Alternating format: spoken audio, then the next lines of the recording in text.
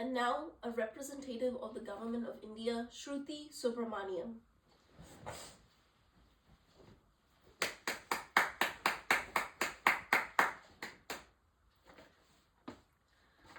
I first want to thank our host of COP28, President Sultan Al Jaber of the United Arab Emirates, for his generous hospitality and tremendous efforts in organizing this conference.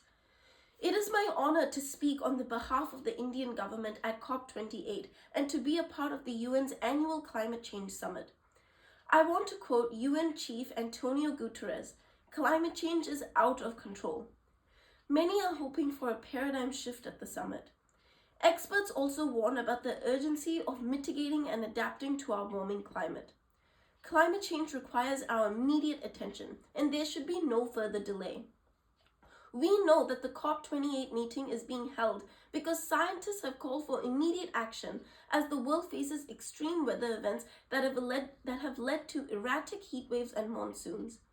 India is experiencing these weather challenges like the rest of the world.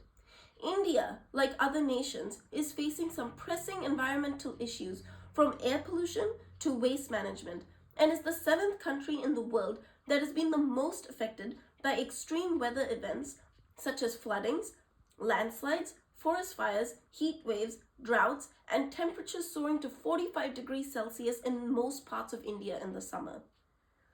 The Indian government supports Sultan Al Jaber's plan and suggestion that every country should engage in brutal honesty negotiations at COP28.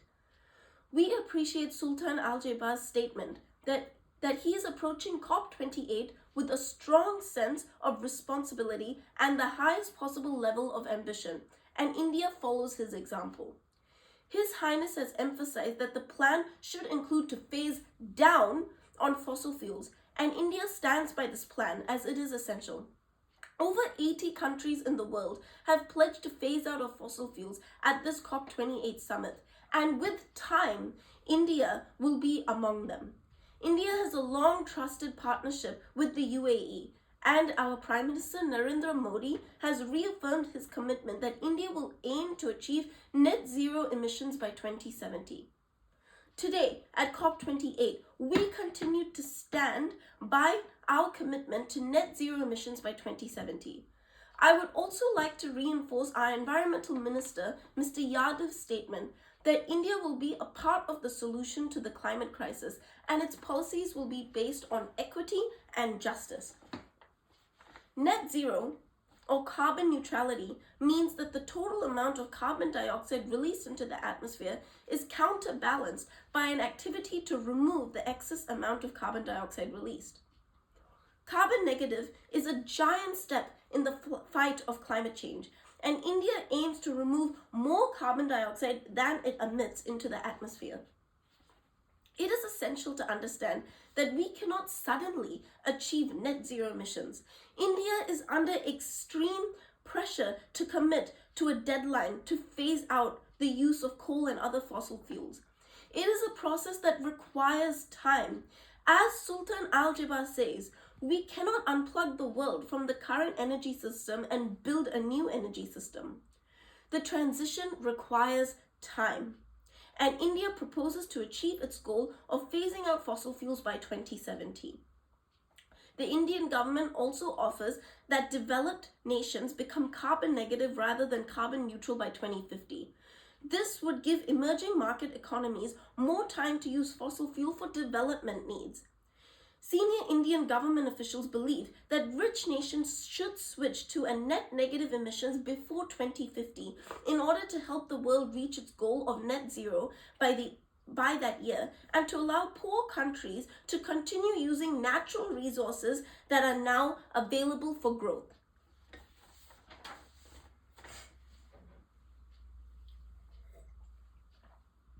We want developed economies to refrain from forcing a deadline to phase out on fossil fuels.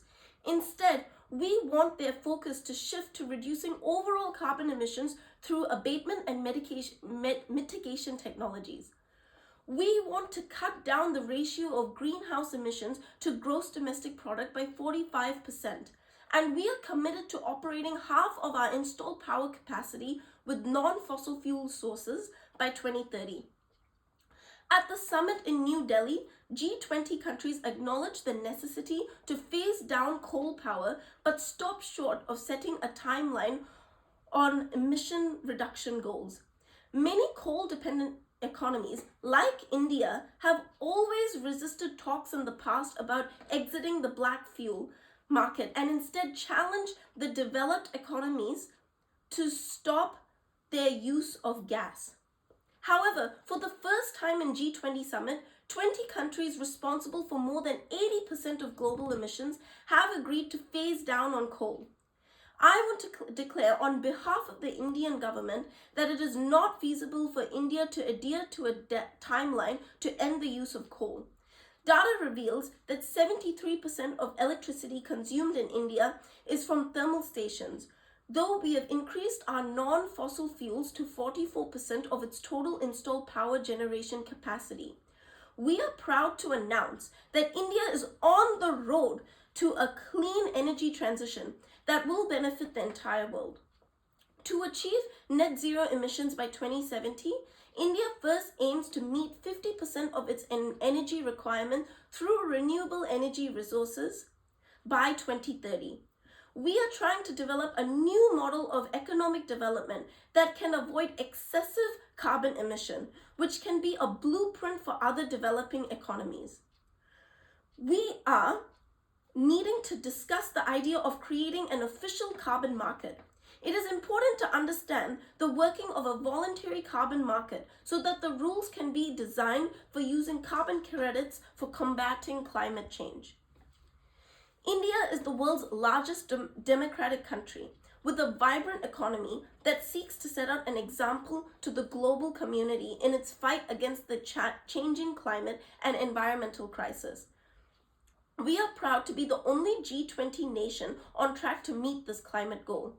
We are also one of the top 10 countries in the Climate Change Performance Index, as stated by the WION Climate Summit. We must collectively find solutions to the shift in temperatures and weather patterns caused by human activity. India has taken climate change seriously, and we are taking various measures to battle against it.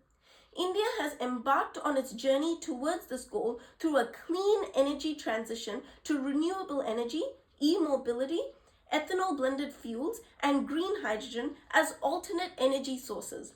However, this can be achieved by fostering strong international cooperation through coalitions from the International Solar Alliance and the Coalition of Disaster Reliance Infrastructure, launched by India. I want to convey the steps taken by the Indian government, such as increasing non-fossil fuel energy by 500 gigawatts by 2030 and meeting 50% of our energy requirement from renewable energy by 2030. The Indian government has also committed to an emission reduction goal of 1 billion tons. The economic growth in India is one of the highest in the world, breaking the cycle of poverty among millions of people. Urban development is rising with new building constructions, factories, and improved transportation networks. Coal and oil are the foundations of India's industrial growth and modernization. 50 million Indian citizens have access to modern electricity connections every year. There has been a rapid growth in energy consumption, increasing carbon emissions. However, it is essential to note that India's carbon emissions per person are much lower than in developed nations. An average household in India consumes only 1/10 of electricity compared to an average household in developed countries. I want the world to understand that India is not entirely responsible for global warming. It is essential to realize that 60% of the global cumulative emissions are from developed countries, though they comprise only 17% of the total global emissions. In comparison, India contributes only 4% of cumulative emissions, with more than 17% of the worldwide population. Hence, I feel that this is a global responsibility and a wake-up call for the world. we must acknowledge that the making of a planet being safe for humanity is a collective journey and needs the cooperation of every nation. India strongly promotes its motto, one earth, one family, one future. As a representative of the Indian government, I would like to announce to the world India's vision for a safe planet and quote our Prime Minister's aspirations, lifestyle for environment. Our environmental minister wants the world to know that India also wants to focus on adaptation as well as mitigation. India advocates for adaptation, equity, financial assistance to combat climate crisis. Our participation at COP28 is to emphasize the importance of climate financing in shaping a sustainable future for all. India understands that though global efforts to mitigate greenhouse emissions are vital, equal importance should be placed on adapting to the challenges due to climate change. It is imperative under climate justice that vulnerable countries receive financial support and robust infrastructure to fight the impact of climate change. The road ahead is not smooth, and financial challenges are ahead of us. However, the climate crisis requires a massive financial commitment. 5% of the global GDP should be allocated towards climate action. COP28 should focus on action. We need to establish a loss and damage fund to assist countries that are destroyed by climate change. Though this was discussed in COP27, no agreement has been reached as to who will fund this, despite the estimate being 500 billion.